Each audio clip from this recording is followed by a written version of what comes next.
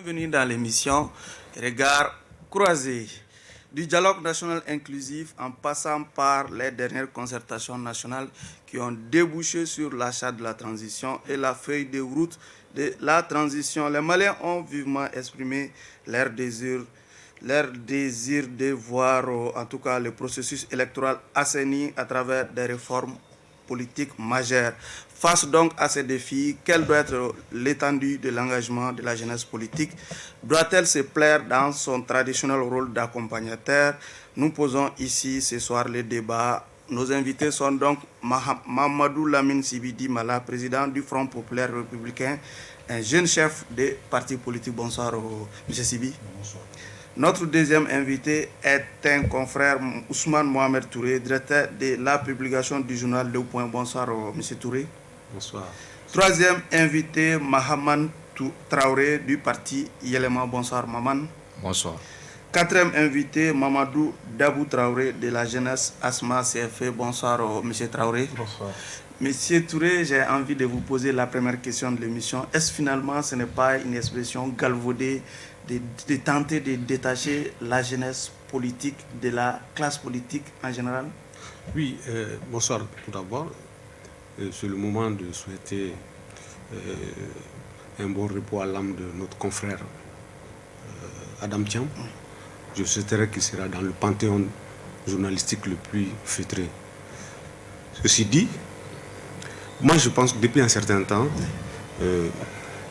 les Maliens doivent, surtout la jeunesse doit comprendre que tous ces gens qui sont au pouvoir aujourd'hui avaient pris le pouvoir au même âge qu'ils ont aujourd'hui. Et c'est un grand problème dans notre pays. Une fois qu'on devient jeune dans un parti politique, on a l'impression qu'on restera définitivement jeune dans ce parti. Il faut obligatoirement créer des conditions aujourd'hui pour qu'il y ait une émergence, pour que les jeunes commencent vraiment à s'affirmer. Parce que ce sont des jeunes diplômés qui ont un certain niveau d'analyse, qui aiment leur pays. Parce qu'il ne s'agit pas d'avoir un certain âge pour être un bon président de parti ou être un bon dirigeant. Il a été démontré depuis un certain temps, plus les gens ont de l'expérience dans nos différents pays, plus ils ont l'expérience dans le mensonge, dans le tripatouillage, dans les fourberies, dans les combinaisons. Il faut que ça soit et que la jeunesse ne soit pas seulement une animatrice des événements. Oui. Et moi je pense qu'aujourd'hui, tout le monde doit être conscient qu'une certaine classe politique a échoué.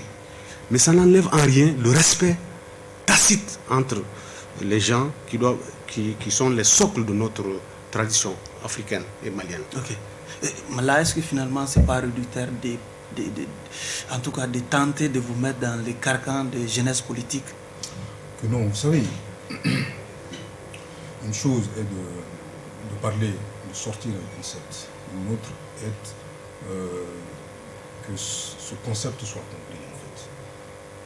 Il ne s'agit pas d'ériger la grande muraille de Chine entre des gens de différentes générations. Oui. Il s'agit tout simplement de poser un problème, eh bien un vrai problème, c'est-à-dire les 30 ans d'exercice démocratique. Oui. Et en posant la question de l'évaluation de l'expérience démocratique malienne, nous allons évidemment parler de ceux qui ont porté cette démocratie de sa naissance jusqu'à là. Alors, c'est comme cela qu'il faudra voir les choses. Okay. Donc forcément, on va parler d'une classe politique actrice depuis le 8 juin 1991, c'est-à-dire ceux qui ont pris le pouvoir, 92, pardon, avec le président Alpha Oumar Konaré. Nous allons avoir une autre classe politique censée être émergente. C'est à partir de ce moment qu'on parle de jeunesse. Oui. Donc qu'on essaye qu'on ne cherche pas à dénaturer bien entendu les choses. Sinon moi ça me rappellerait ce que disait l'autre Albert Camus qui disait, je cite, dénaturer le sens des mots, c'est rajouter à la misère du monde. Okay. Je ne souhaiterais pas qu'on en rajoute à la misère du monde. Monsieur Traoré, si finalement ce n'est pas vraiment judicieux de faire la différence entre la jeunesse politique et l'ancienne classe politique, la jeunesse politique qui se sent moins comptable du bilan de la gouvernance actuelle? Moi je pense que, comme a eu à le dire Sibi, il n'y a pas de raison de faire, d'avoir un regard critique entre les jeunes et les vieux, de faire le parallèle entre Vous allez vous éloigner un peu. Non, je pense du micro, qu'il y a 30 ans de gouvernance, 30 ans de dérive, 30 ans de corruption, 30 ans de malversation financière, 30 ans que notre pays est dans une situation conflictuelle. Nous n'arrivons pas à sortir ce pays-là de l'ornière. Oui, quelle génération doit porter la responsabilité de ça? À un moment, non, les jeunes peuvent apporter des idées novatrices. Mais le problème est aujourd'hui que la jeunesse est souvent instrumentalisée, marginalisée, lésée, où on essaie de nous mettre dans une posture de téléspectateurs au lieu que nous soyons des acteurs de gouvernance dans notre pays. C'est ça qui cause problème aujourd'hui. Vous avez eu à parler de DNI, mais la représentativité juvénile a fait défaut. Toute décision prise sans toi est contre toi. La classe juvénile aujourd'hui doit avoir son mot à dire. Oui, mais la faute à qui? Mais le système même est fait de telle sorte que la jeunesse ne puisse pas se mouvoir dans un cadre propice et sain. Que nous soyons juste là à être des téléspectateurs au lieu de jouer pleinement notre rôle comme il se doit dans notre pays. C'est ça qui cause problème dans notre pays. Donc je pense qu'à un moment donné, il faut faire le bon diagnostic, essayer de trouver, de mettre le curseur au bon endroit pour trouver la bonne réponse à des vraies questions. Ok. M. Traoré, il faut faire la différence entre la jeunesse politique et l'ancienne classe politique. Je n'irai pas jusque-là, mais d'abord permettez-moi de m'incliner devant la mémoire de nos soldats qui sont tombés sur le champ de l'honneur et de la dignité, et aussi de m'incliner devant la mémoire de Tonton Cham qui était un éminent journaliste. Alors, avant de répondre à votre question, je voudrais qu'on fasse une analyse encore plus profonde. Aujourd'hui, on parle de jeunesse politique ou de vieillesse politique. Je pense que tout cela est né d'une manière d'infantilisation de la jeunesse. Parce qu'aujourd'hui, il faut se rendre à l'évidence que dans nos superstructures, quels sont les partis politiques, la jeunesse est infantilisée. Et on ne donne plus de crédit à cette jeunesse, on n'écoute pas cette jeunesse dans les partis. Les jeunes ont beau crier, les jeunes ont beau dénoncer une forme de malgouvernance déjà au sein des partis, cela ne change pas. Cela est dû à quoi? Parce qu'il faut regarder d'abord, les partis sont érigés en structure. Il y a les bureaux, entre guillemets, qu'on appelle les bureaux maires, et il y a les mouvements affiliés, mouvements de jeunes et mouvements de femmes. Alors, déjà, en mettant la jeunesse comme étant un mouvement affilié, ça veut dire que la jeunesse doit s'aligner forcément en ce qu'ils appellent la discipline du parti, doit forcément s'aligner sur les directives du BN. Et aujourd'hui, comme l'a dit notre aîné, nous savons des jeunes qui sont des jeunes cadres, responsables d'entreprise, responsables dans des grands programmes projets, qui sont dans ces partis, qui ont une capacité d'analyse, souvent qui, je dirais même, dépasse certains parmi ces vieux-là. Et c'est tout à fait dommage parce qu'aujourd'hui, ces jeunes qui sont venus dans le mouvement politique, moi je dirais à l'aube des événements de 2012, parce qu'en 2012, ils se sont rendus compte qu'en laissant cette chose politique, c'est l'avenir même de leurs enfants qui est en jeu. C'est comme ça que ces jeunes-là se sont intéressés à la chose politique. Et quand ils sont venus, ils se sont vus buter à un gros problème qu'on appelle le baronat. Soit tu es le petit de quelqu'un, que tu es ou pas de base. Il faut avoir un parrain. Un parrain en quelque sorte pour pouvoir émerger. Et tu verras aussi que la majorité de ces jeunes-là qui aujourd'hui essaient d'occuper ou de faire beaucoup de tapage médiatique n'ont même pas de base politique. C'est des gens qui sont là, ils n'ont pas d'électeurs, ils sont suivis par personne, juste parce qu'ils font beaucoup de bruit et qu'ils ont un parrain qui est derrière eux. C'est ces jeunes-là qu'on a essayé de faire monter dans ce pays.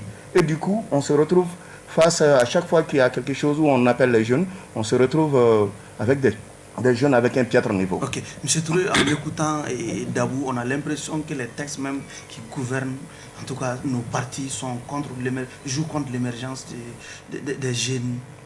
Effectivement, vous savez, depuis un certain temps, on a mis les jeunes dans des stratégies de survie permanente. Oui. Et cela amène à ce que les jeunes sont aplatis dès lors qu'ils essayent. Parce que aujourd'hui, qu'est-ce qui se passe dans nos différents partis? Le président fondateur du parti, il accumule tout. C'est dans notre pays où facilement on crée des dictatures. Parce que tout le monde, même les petits soucis du quotidien, on passe par le président. Oui. Et le président, même si... C'est pour ça qu'il y a une certaine malhonnêteté qui a aspiré tout le monde. Lui, il se prend pour un mastodonte et il essaie de résoudre tout ce qui doit se faire. Dès lors que tu essayes un jeune, on va te dire tout de suite, tu n'es pas arrivé à ce niveau. Oui. Il y a des étapes. Mais il faut brûler les étapes maintenant. Il ne faut plus attendre parce que depuis un certain temps, tous ceux qui ont été dans une haute sphère dans ce pays, oui, tous ces gens-là n'ont montré ou n'ont démontré que du mal. Oui. On ne voit rien. Donc finalement, dans nos différents partis, les jeunes doivent jouer le rôle d'animateurs et de cancre parfois. Oui. Parce qu'ils sont dans l'obligation de répondre à d'autres jeunes permanemment. Oui. Et c'est pour ça que ce phénomène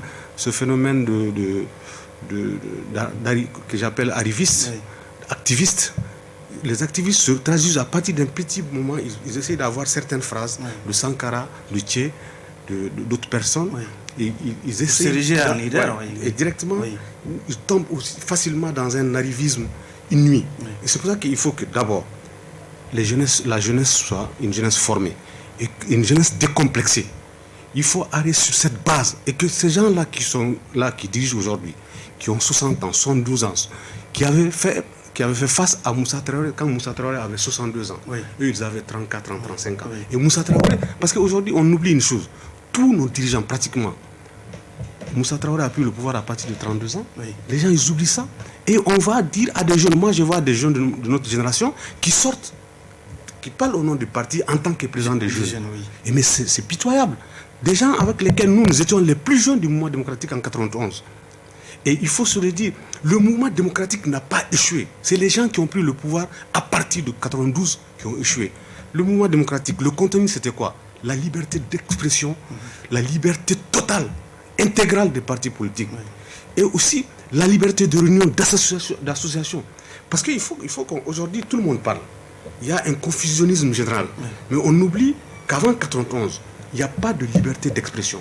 Il n'y a pas de liberté d'association. Je pourrais même dire qu'il n'y avait pas de liberté de voyage. Parce que si tu critiques le gouvernement en place, ou l'IDPM, tu ne peux pas voyager. On te confisque ton passeport. Aujourd'hui, ça paraît banal ce qui se passe dans notre pays, mais nous sommes passés par des méthodes difficiles. Parfois, on disait en son temps, moi je me rappelle, les murs avaient des oreilles.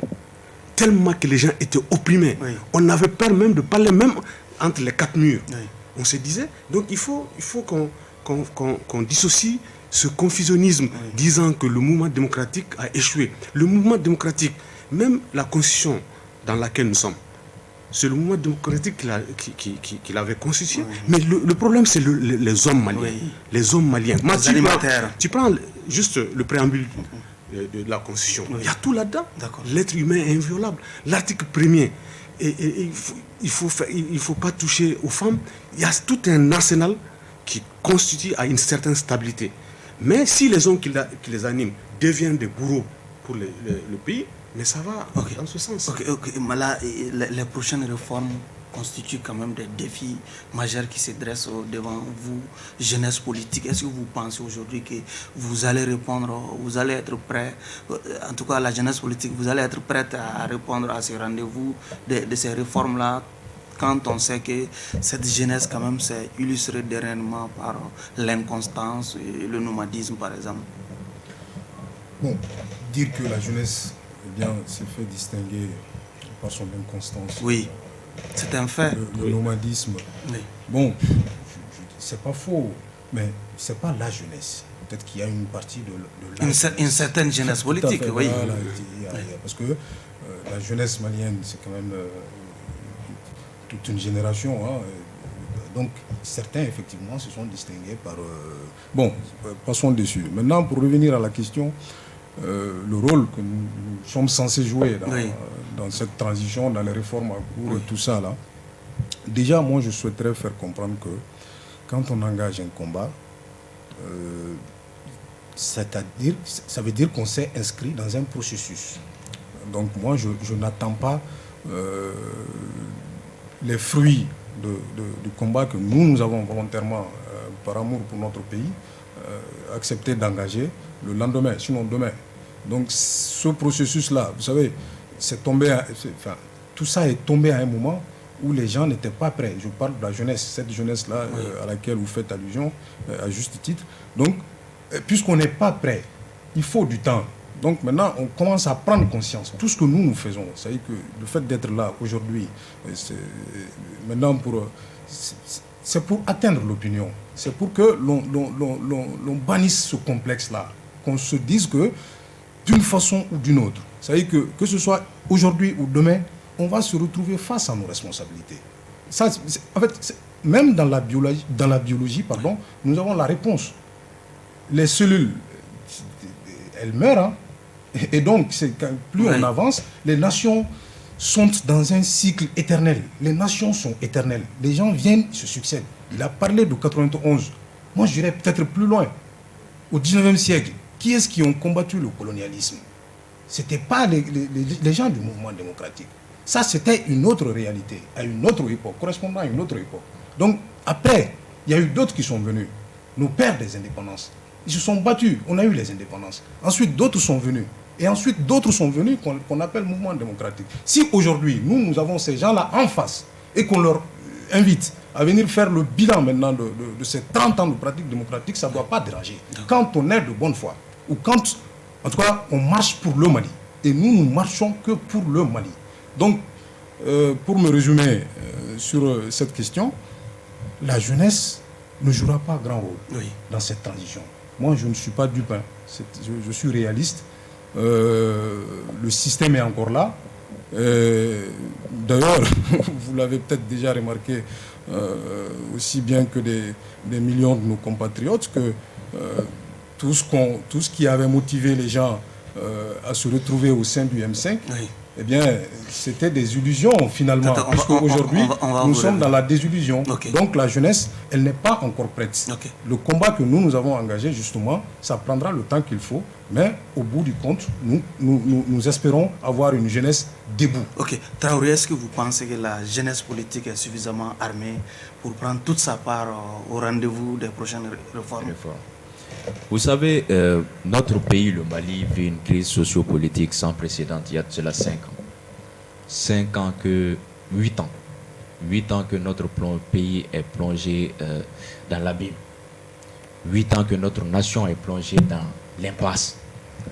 À un moment donné, il faut que nous puissions être en main de mettre le curseur au bon endroit, de faire le bon diagnostic et d'essayer de nous projeter dans un lendemain meilleur.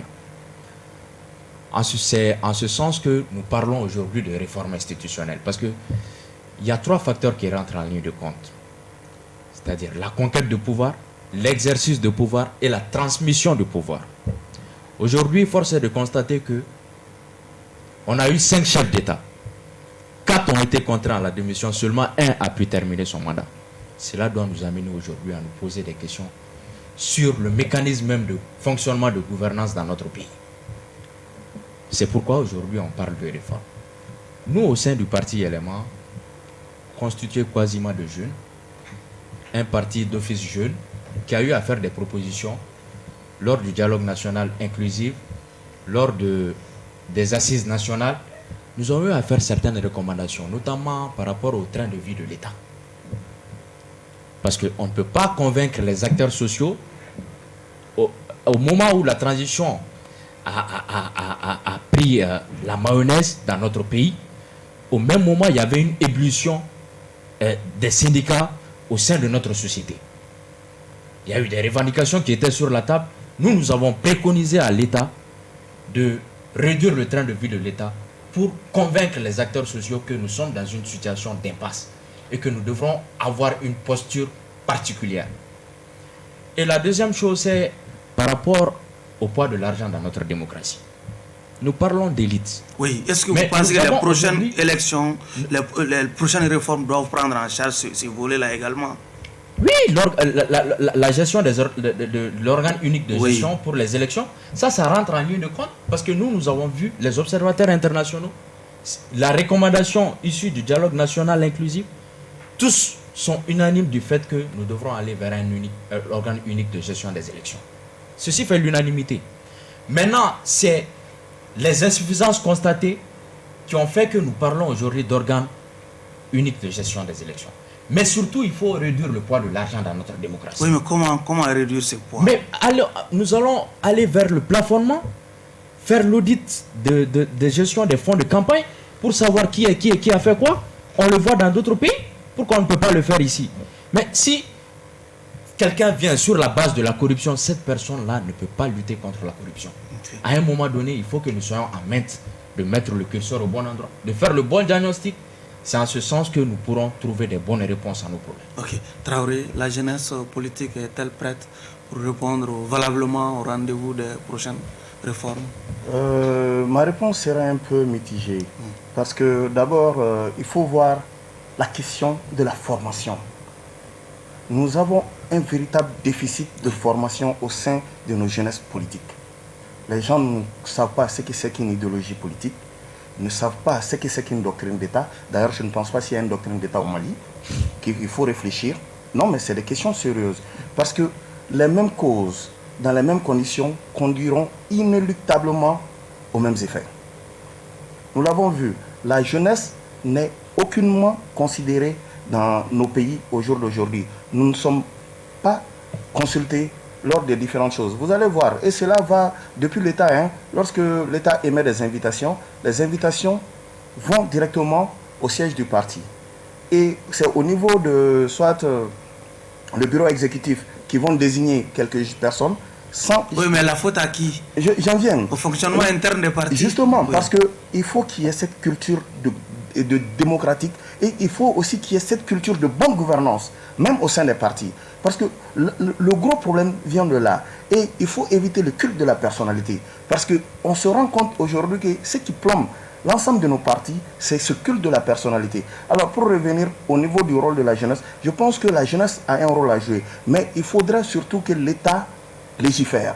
Il faut vraiment légiférer pour donner une place importante en termes de représentativité aux dames et aux jeunes dans tous les institutions, dans tous les organes des différents partis politiques. Et aussi, par rapport aux élections, il faut que l'État légifère et que cette loi, elle soit appliquée. C'est-à-dire que le plafonnement des fonds de campagne doit être une réalité. Et il faut aussi que, lorsque quelqu'un propose un programme politique, que ce programme politique soit évalué de façon séquentielle. C'est-à-dire que décaler les élections législatives des élections présidentielles. Alors, tu viens sur la base d'un contrat que tu passes avec le peuple malien, tu n'accomplis pas ce contrat-là, on te sanctionne aux élections à venir. Et il faut aussi, de plus en plus, que cette jeunesse, plus ou moins, qui certains sont plus ou moins formés, accepte aussi d'aller en profondeur, d'aller au village, d'aller retrouver son ami d'enfance avec lequel il cultivait, avec lequel il était derrière les chefs, pour lui expliquer que cela doit changer. Parce que c'est eux là qui souffrent réellement. Ici, beaucoup sont à Bamako, plus ou moins ça va. Mais il faut aller, il faut descendre dans le quartier, il faut aller au village pour voir jusqu'à quel point les gens sont en train de souffrir.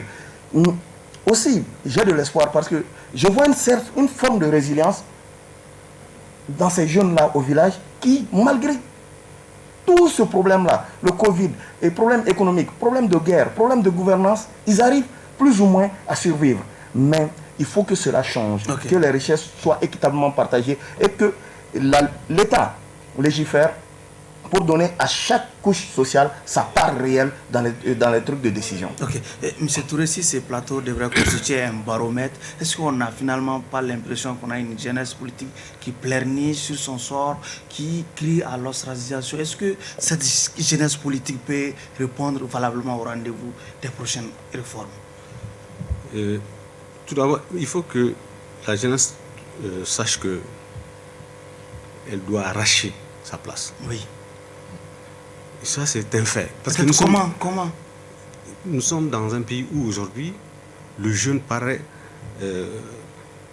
déjà comme un perroquet, mécanisé, automatisé, qui ne fait que rabâcher ce qu'il a entendu et ce qu'il a appris. Il faut qu'on aille vers la recherche de la connaissance d'abord. Et la connaissance, elle est profonde. Elle est permanemment et perpétuellement posée et on doit l'arracher. Il faut qu'on cesse d'être des gens qui sont toujours là à penser qu'ils ont un certain palier. Il a parlé de superstructure.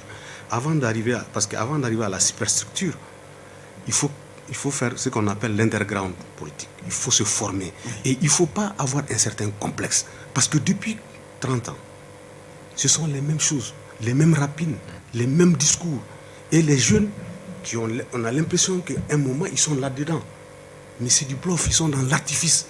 Ils essaient d'avoir un certain niveau de langage séduisant et ça s'arrête là. Les convictions sont biaisées dans l'essence. Dès qu'ils arrivent à un certain niveau de pouvoir, il n'y a pas de différence entre eux. Parce que ces jeunes-là, il y a des jeunes d'un certain âge qui sont plus vieux que des vieux. C'est ça la triste réalité. Et je vous dis, la conviction, elle ne retombe pas parce qu'on a un certain âge. La question, c'est que comment amener un jeune politique pauvre économiquement et en tout cas mal formé à prendre toute sa part au sein, en tout cas, d'une formation politique. J'ai compris. De façon générale, vous avez vu, je vous donne des exemples précis. Parce que si on rentre dans une certaine philosophie, il n'y aura rien à en comprendre. Oui. Vous prenez le Premier ministre du régime de Ibeka. Oui. On dit qu'il est jeune. Il a été parachuté. Il n'est passé par aucun militantisme. Ça, il vient dans un moment difficile de notre pays. Il en a connu plusieurs premiers ministres jeunes. Hein? Bon, on parle précisément du dernier. Parce que c'est les conséquences de tout ça, c'est aujourd'hui. Donc, le problème, c'est que ce jeune vient, il ne connaît même pas le système politique. Il vient dans un conditionnement difficile où tous les pays limitrophes du Mali avaient des problèmes de Covid. Il vient de façon arrogante, il dit Covid ou pas, il y aura des élections. De fait, il y a eu les élections, mais les conséquences sont là. Donc il faut d'abord, pour moi, ce n'est pas un problème réel de jeunes dynamiques. Il faut simplement se former, être à la base. Les réformes politiques, elles servent à quelque chose si elles ne sont pas déformées d'avance. Parce que le problème, qu'est-ce qui a amené tout ce qui s'est passé aujourd'hui? Et qu'aujourd'hui, ce sont les pauvres qui ont créé des conditions pour que certaines personnes arrivent à parachever ce qui s'est passé. Maintenant, comme je disais tantôt, on a l'impression que les gens sont formés, sont programmés pour décevoir dans notre pays. Les gens, ils sont là, ils crient, mais quand au moment de faire la chose, d'être dans la chose, ils dévient complètement. C'est ça le grand problème de notre jeunesse. Et notre jeunesse aujourd'hui, ça réussit parfois, certains parmi eux, avec l'action perroquet, où ils viennent, ils disent ce que l'autre a dit. Et dès qu'ils trouvent la responsabilité, le premier mot qui surgit de leur bouche, en tant que responsable, il y a des choses que je ne peux pas dire. Ils écrasent leur propre jeunesse. La méthode par laquelle un jeune doit être quelqu'un permanemment révolté par rapport avec un raisonnement. Ce n'est pas quelqu'un qui va se caser parce que j'ai une certaine responsabilité. Je dois être complètement, comment on appelle ça, automatisé pour répondre et faire comme les autres. Et on ne se dit même pas que la dernière fois cette personne a échoué, je ne peux pas faire comme cette personne. C'est-à-dire, permanemment, on va sur la base de notre échec. Oui. Il faut que cette jeunesse sorte de cela, qu'elle se libère et qu'elle se dise, moi j'ai eu une formation, je ne peux pas me permettre d'échouer et je dois clairement prendre une autre option. Mais nous sommes toujours dans une spirale où la seule réussite, c'est d'être au niveau du bureau national et de peut-être dans un futur gouvernement, être dans le gouvernement et de jouer le même rôle. Okay. Et sans conséquence, nous autres, dans une certaine mesure, si aujourd'hui, quand je parlais du mouvement démocratique, si aujourd'hui nous autres, nous partons là où nous partons, même dans les conférences de ces gens-là, nous regardent, ils ont peur. Parce que nous n'avons jamais démarché quelqu'un, ni mutuellement, ni quand le soleil est au zénith pour avoir de l'argent. Il faut que la jeunesse se libère. Mais on peut avoir le pouvoir sans avoir assez d'argent, parce que l'exemple aujourd'hui est là. Mais qu'est-ce qui se passe? Chaque fois quand on fait appel à notre peuple, le peuple sort. Le peuple a toujours joué son rôle dans notre pays. Le peuple sort, le lendemain, les mêmes pratiques se passent dans notre pays. C'est le cas, tous, nous sommes dans la transition. Ok, monsieur Sibi, est-ce que la réussite des prochaines réformes aussi ne va pas dépendre à cette capacité de la jeunesse politique à ne pas automatiquement obéir à l'œil et au doigt de la vieille classe politique, quand on sait que cette jeunesse politique est aussi utilisée soit pour adouber des réformes, soit pour aller en détraction contre les propositions? Vous savez, si d'aventure les prochaines réformes venaient à permettre à la jeunesse de se libérer de ce carcan, eh bien ce serait tant mieux. Mais moi, encore une fois, je le dis, je ne me fais pas d'illusions. Le mal est si profond que le bout du tunnel, c'est pas pour demain. Je crois qu'il faut déjà accepter, c'est que déjà que l'on se réveille, qu'il y ait une prise de conscience. Oui, mais est-ce que vous avez l'impression que cette dynamique aussi a enclenché? Moi, je pense que le discours a porté et que les gens veulent vraiment changer les choses. Mais on est dans un moment peut-être de désordre aussi. Hein. Je pense que c'est normal aussi. Parce que nous avons été dans un système qui a duré 30 ans, bon, qui est encore là, hein. En tout cas 30 ans, nous sommes dans ça. Et donc pour sortir de ça, il y a des étapes. Maintenant, on se cherche, c'est un peu le désordre, chacun se cherche. On sait que effectivement, les 30 ans de pratique démocratique ont été un échec, en tout cas globalement. Mais maintenant, le supplétif, nous sommes en quête de supplétif. C'est-à-dire qui, avec quelle stratégie, pour quel Mali. Donc c'est des questionnements maintenant. Les synergies vont se retrouver. Ça prendra le temps qu'il faut encore une fois, mais les gens vont se retrouver pour amorcer le vrai changement. Mais déjà, moi, ce qui est important, c'est que les gens prennent conscience de leur force. Qu'ils sortent de cet attentisme. Parce que quelqu'un est venu avec un gros boubou, qui roule en 4x4. Non, décomplexez-vous, c'est vous le Mali. Vous êtes la force, c'est vous qui constituez sa force. Et donc, il faudrait qu'on prenne conscience de ses propres forces pour pouvoir comprendre ce que nous sommes en réalité. Et donc, une fois que la jeunesse comprendra ça, moi je vous dis que ces partis-là, eh bien, leur reviendront. Okay. Parce qu'en réalité, vous savez, il n'est de combat qui ait été mené dans ce pays depuis tout le temps, depuis toujours, sans la jeunesse. Vous savez, en 91, comment ils l'ont réussi?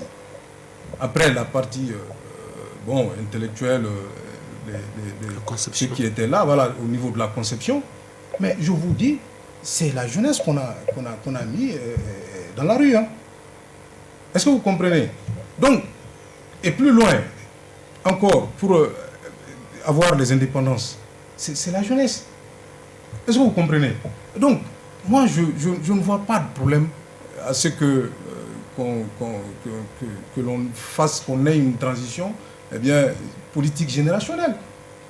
Il est vrai que, pour des raisons que vous savez, parce que le système aussi s'est construit, je ne sais pas, autour d'un certain nombre de règles là, qui ont fait que, effectivement, la jeunesse est appauvrie, eh bien, maintenue dans de l'ignorance, parce que l'école, ça a donné quoi? L'école, depuis 91 jusqu'à aujourd'hui, ne formait plus. Okay. Eh bien, alors, qu'est-ce que vous voulez que... quel genre de jeunesse voulez-vous que nous ayons tout de suite? Okay. Donc, nous, notre combat, déjà, c'est de provoquer cette prise de conscience. Et à partir du moment où on aura pris conscience de notre force, que le Mali de demain, c'est nous, le Mali, c'est vraiment nous, oui. Eh bien, on va se mettre en position de combat. Et ce serait le processus... Le Mali d'aujourd'hui. Hein. Oui, M. Traoré, voilà, quelle doit être finalement l'attitude de la jeunesse politique face aux prochaines réformes? Oui, moi je rejoins un peu les dires de Sibi quand il parle d'école. Moi j'ai bien aimé lors de la présentation de politique générale. Sauf que la question elle est vraiment précise. Oui, l'attitude de la jeunesse doit être dans une dynamique de proposition. Oui. Et nous l'avons fait, c'est ce que j'ai eu à vous dire auparavant. Oui, mais est-ce que cette jeunesse politique a tous les moyens de faire valoir ses idées, ses propositions au sein même de vos formations politiques prises individuellement? Vous savez, dans chaque parti politique, c'est réalité. Chaque parti politique, ses principes statutaires et réglementaires. Nous avons toujours prôné à ce que l'alternance soit une réalité au sein des partis politiques. Et vous avez vu récemment que notre président, l'ancien président Moussa Mara, a cédé sa place. Ça veut dire que nous ne sommes pas dans cette posture de faire d'un parti politique un club de soutien à une personne. Parce que c'est de ça qu'il s'agit dans notre pays. Et si vous voyez... Mais si on tente de généraliser... Si vous voyez aujourd'hui que je suis sur le plateau, c'est parce que on a placé la confiance à la jeunesse au sein de notre parti. C'est parce que nous avons aussi invité non, les jeunes. parce que non, il y a beaucoup de jeunes au sein de notre parti et je vais vous faire cette confidence. Moi, j'ai adhéré au parti LMA il y a moins d'une année. C'est de par le mérite, c'est de par l'exemplarité, c'est de par l'envie de faire émerger la classe juvénile à un haut niveau que je me retrouve là sur ce plateau aujourd'hui. Donc c'est pour vous dire que la jeunesse doit pleinement jouer son rôle.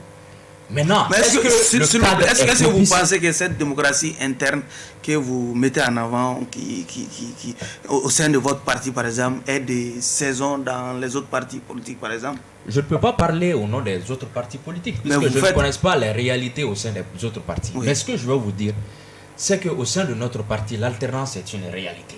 Et la preuve palpable est que je suis là, ici, sur votre plateau, à parler au nom du parti LMA. Donc ce que je veux vous dire, au-delà même des textes, on parle aujourd'hui des réformes, mais il faut que nous changeons même de pratique au sein même de nos partis politiques, de laisser la place à la jeunesse. Ça, ce n'est pas du ressort de l'État de le faire à notre place. Aujourd'hui, Sibi a parlé de quelque chose d'assez pertinent. On parle d'école. Mais le système est fait de telle sorte que la jeunesse ne puisse pas se mouvoir dans un cadre propice et sain pour son épanouissement intellectuel. Moi, je suis de la jeune génération. Je peux vous dire aujourd'hui que je maîtrise plus l'économie du Brésil, l'économie de la Chine, l'économie des États-Unis que l'économie du Mali. Qu'est-ce qu'on nous enseigne à l'école à part que Sundiata a déraciné un baobab? La jeunesse. Nous respectons quand même l'histoire des. Non, on respecte Sundiata, Babemba, Samori. Ce sont des personnes qui nous ont inspirés, qui ont fait de nous ce que nous sommes aujourd'hui. Mais à un moment donné, il faut que nous soyons. Notre système éducatif soit en conformité avec nos réalités sociétales. C'est ce qui cause problème. La jeunesse n'est mobilisable que dans la vérité, que dans la vérité, pas dans une politique de mystification. Il faut qu'on se dise la vérité. Il faut à un moment donné, et j'ai bien aimé, lors de la présentation du politique général du Premier ministre, qui dit qu'il va organiser une assise nationale par rapport au système éducatif. Et ce jour-là, je pense que nous serons tous là, nous jeunes, pour parler au nom de la jeunesse, parce que on a connu beaucoup d'assises nationales oui, ici. Mais toujours la représentativité fait défaut. C'est ce que j'ai dit. Okay. Toute décision prise sans toi est contre toi. Okay. La jeunesse n'a pas son mot à dire parce qu'il ne faut pas se leurrer. On ne va pas nous donner notre place sur un plateau d'or. Il faut l'arracher. Okay. Il faut l'arracher. Je pense que l'aîné a dégagé des perspectives allant dans ce sens. Justement, comment arracher cette place-là?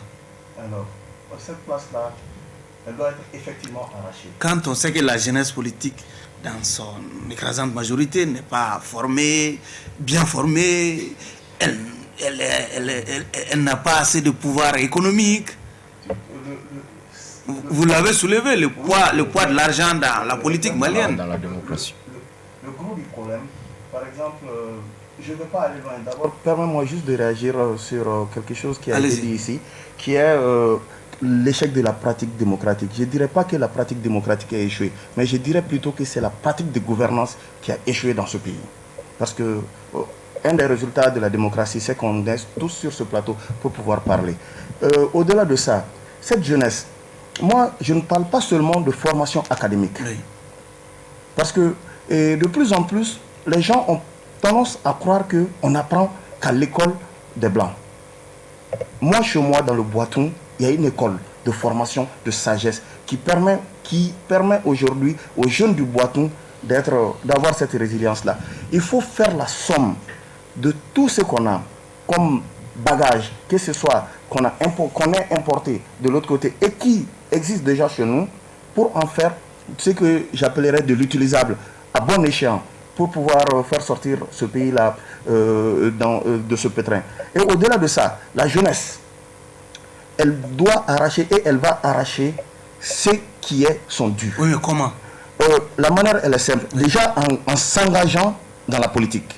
Tu ne peux pas rester hors du système et vouloir faire changer le système. Vous qui êtes déjà dedans. Nous qui sommes déjà, nous avons déjà commencé par... Je t'explique tout de suite. Oui. Il faut éviter déjà de faire toujours le mendiant.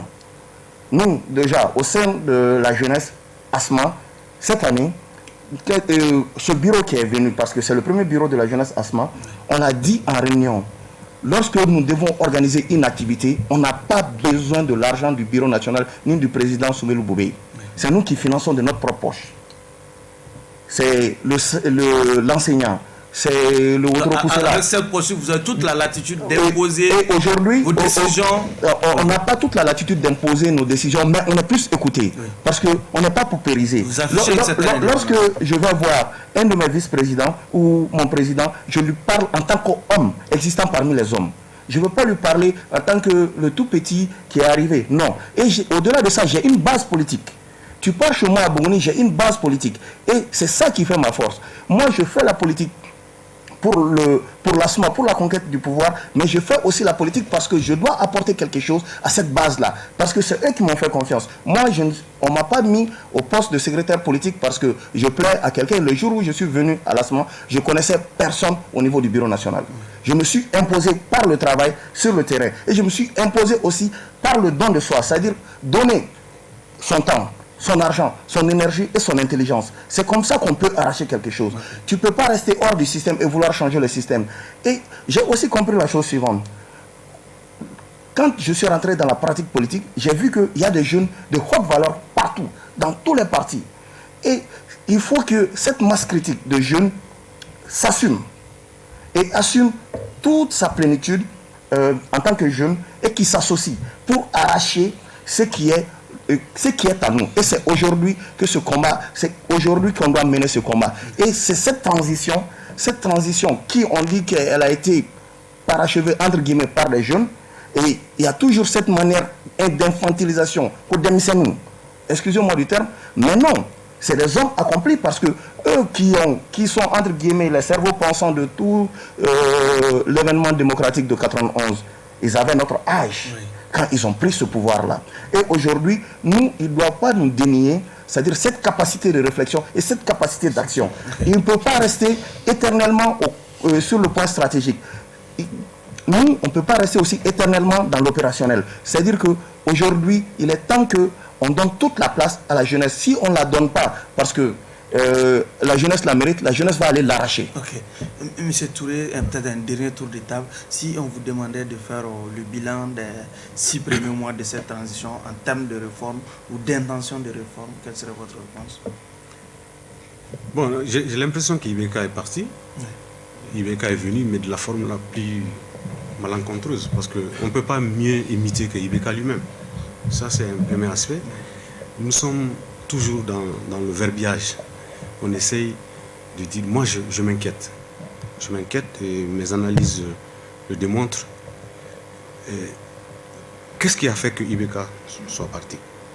La corruption généralisée, la banalisation du pouvoir, le népotisme, la gabegie.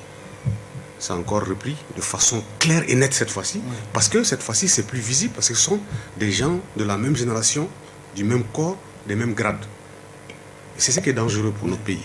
Je pense qu'il faut rapidement redresser les choses. Et sinon, ce n'est qu'un répétitif de ce que nous avons fait. Ce redressement passe par les réformes? Par les réformes, obligatoirement aussi. Mais est-ce qu'on est sur cette lancée? Non, on n'est dans aucune lancée pour le moment. J'ai l'impression que c'est demain que la transition va recommencer. Parce qu'il n'y a rien d'extraordinaire qui a été posé.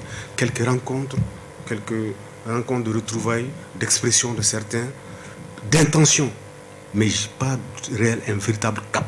Et c'est ce qui est très grave. Parce que qu'est-ce qui se passe?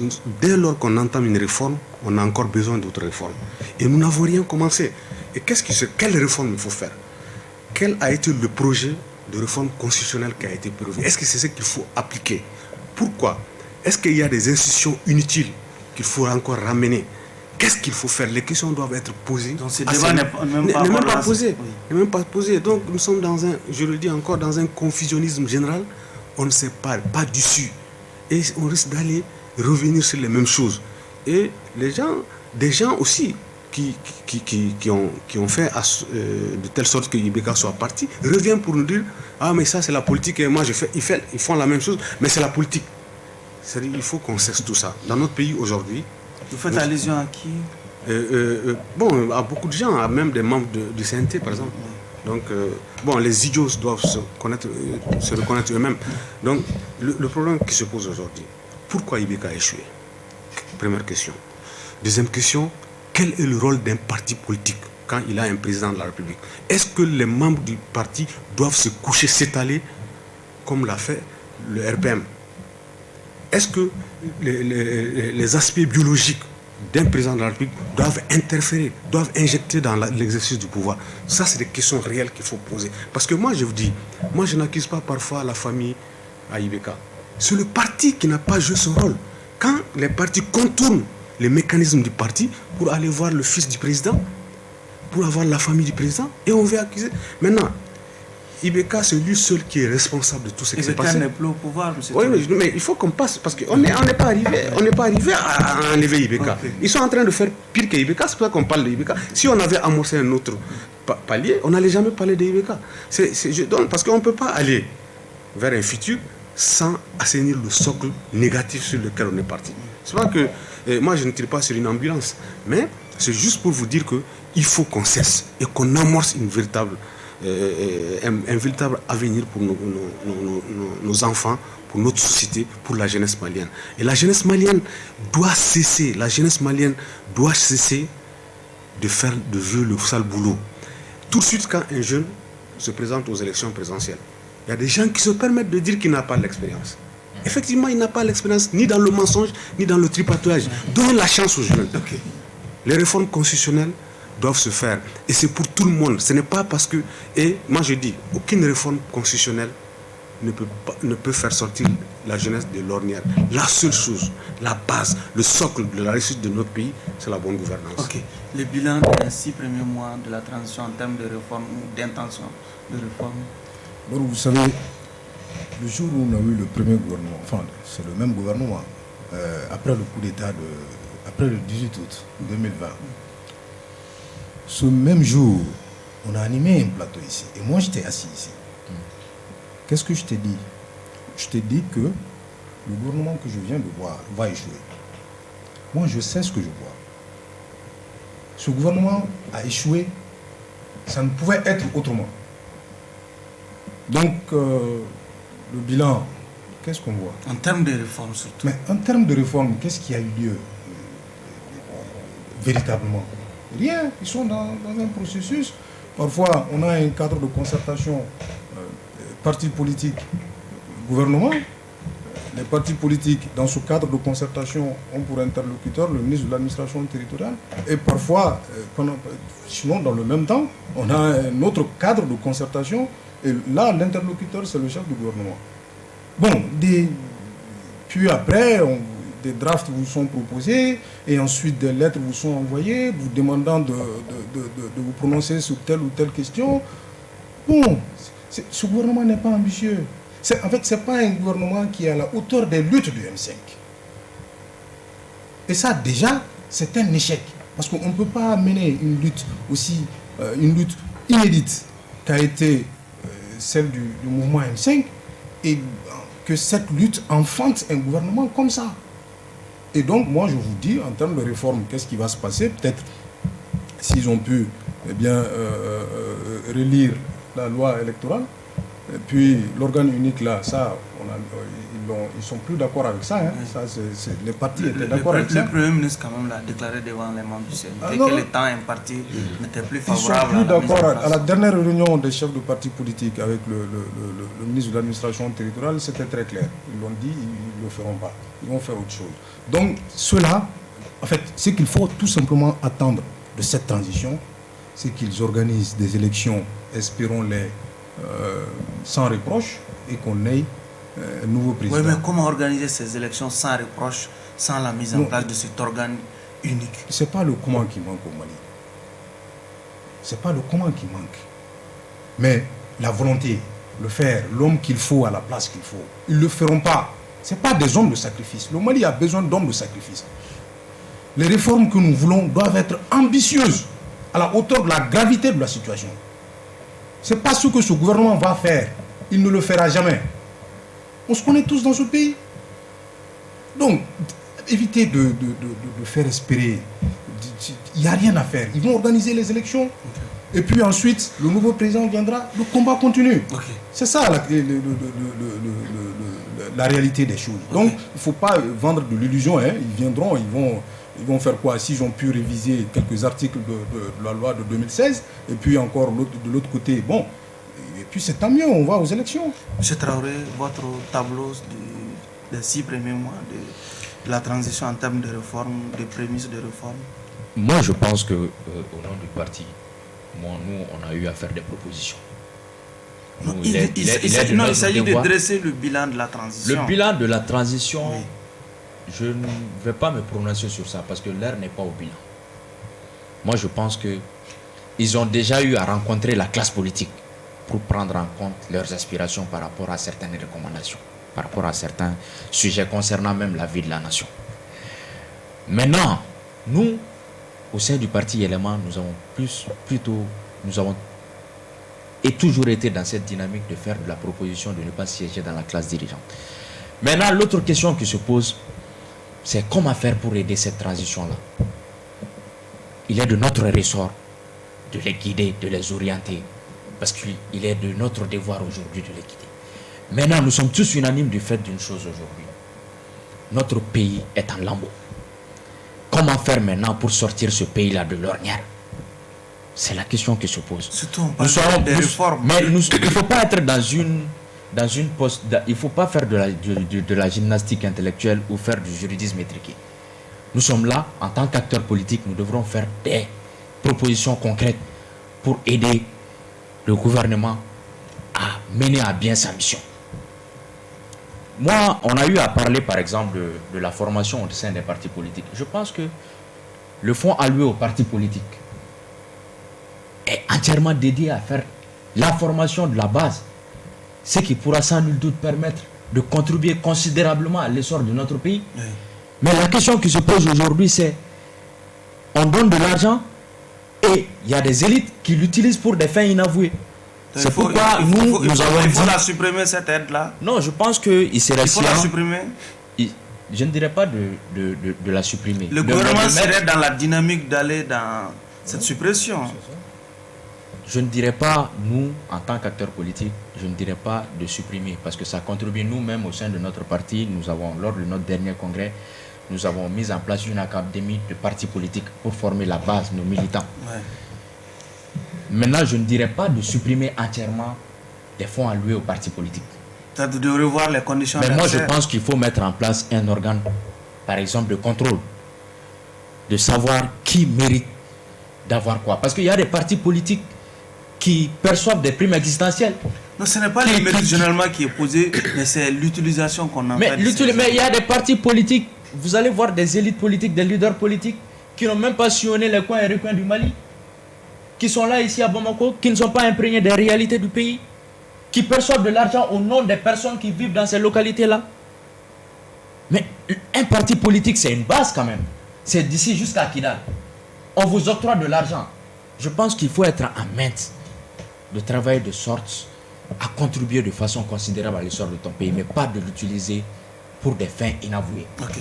Nous ne sommes pas dans cette dynamique. Votre bilan des 6 premiers mois de la transition en termes de réforme? En termes de réforme, je pense qu'aujourd'hui, il n'y a pas de bilan, à tirer. Okay.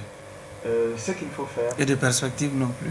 Ce qu'il faut faire déjà, c'est de faire un diagnostic clair, de poser l'arbre complet des problèmes. Trouver tous les problèmes, quelle cause engendre, quel effet, jusqu'à arriver à la véritable cause de chaque problème. Une fois que cela est su, et ça doit être le travail de cette transition-là, de poser réellement l'arbre des problèmes de la gouvernance au Mali. Une fois qu'ils arrivent à mettre le doigt sur ça, c'est de donner, c'est-à-dire à l'État, un calendrier d'exécution et de mise en œuvre de l'ensemble des réformes qu'il faut pour arriver à une situation de bonne gouvernance. Cela doit être l'une des priorités. La deuxième priorité c'est de réviser la loi électorale, de faire en sorte qu'il y ait de moins en moins l'impact de l'argent.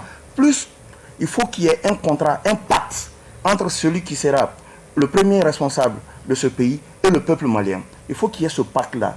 Et troisième des choses, comme l'a dit M. Traoré, il est important, il est plus qu'important que les hommes politiques se rappellent, chacun d'entre eux se rappelle, à chaque fois qu'ils ont fait les différentes missions dans les différents coins de brousse. J'étais très content quand j'ai vu dernièrement Moussa Mara tourner un peu, et quand je vois souvent le président Boubé tourner un peu, je suis très content. Ils vont se rendre compte du calvaire que vivent les gens de Dessoudiana, du calvaire que vivent les gens de, comment on appelle ça, Seremoussani Samou. Je connais ces zones-là, j'y travaille et j'y vais très souvent. Je sais, même dans une 4x4, la douleur que tu peux ressentir. Mais imagine alors nos pauvres mamans qui sont dans les charrettes sur presque 30 km pour arriver dans une dispensaire. Il faut que aujourd'hui les leaders politiques maliens s'imprègnent de la réalité du Malien et qu'ils aiment surtout ce pays-là. Tout va passer par le patriotisme. Mais déjà pour cette transition, c'est de poser de façon concrète l'arbre des problèmes, de trouver le problème juste qu'il faut et de pouvoir proposer des solutions qui soient des solutions collégiales. C'est-à-dire que ce n'est pas deux personnes qui vont aller se mettre dans un bureau pour pouvoir décider de l'avenir de tout un pays, mais il faut que réellement ce soit de façon inclusive.